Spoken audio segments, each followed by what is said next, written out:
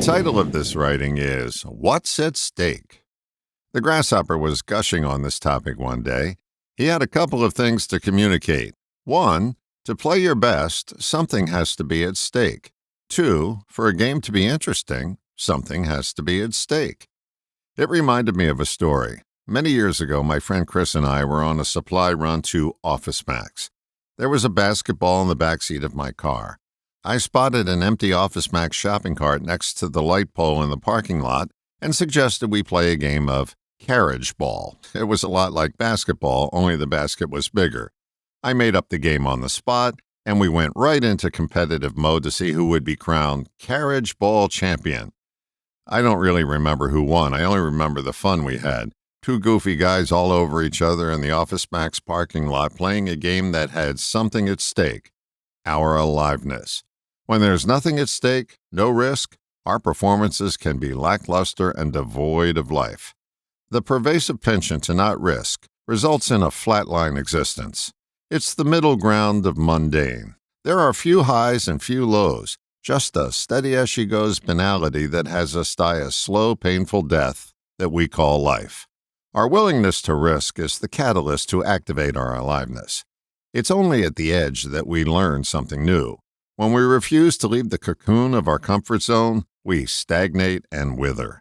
This isn't a suggestion to become a thrill seeker, because that just becomes an addictive drug that has you make risk an end game instead of a springboard to life. Practice risking in low-risk situations so you get in the habit of risking. Taking minor risks conditions you to invite in more aliveness to your life.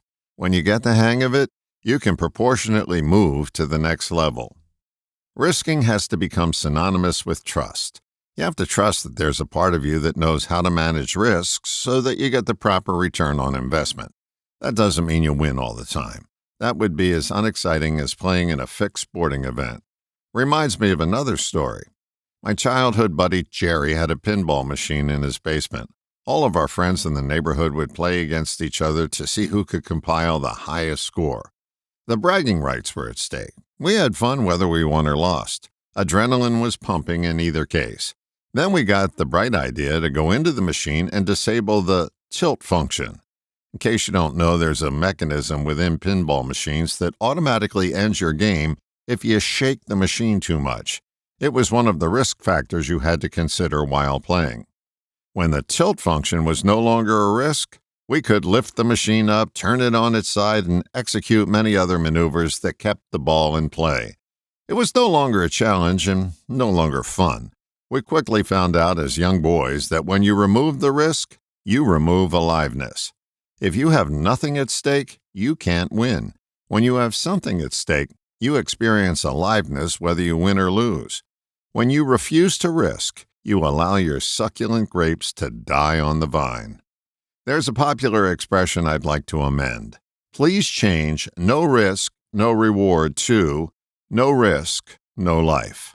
I'm betting that if you invite in more risk, you'll be more alive every day of your life.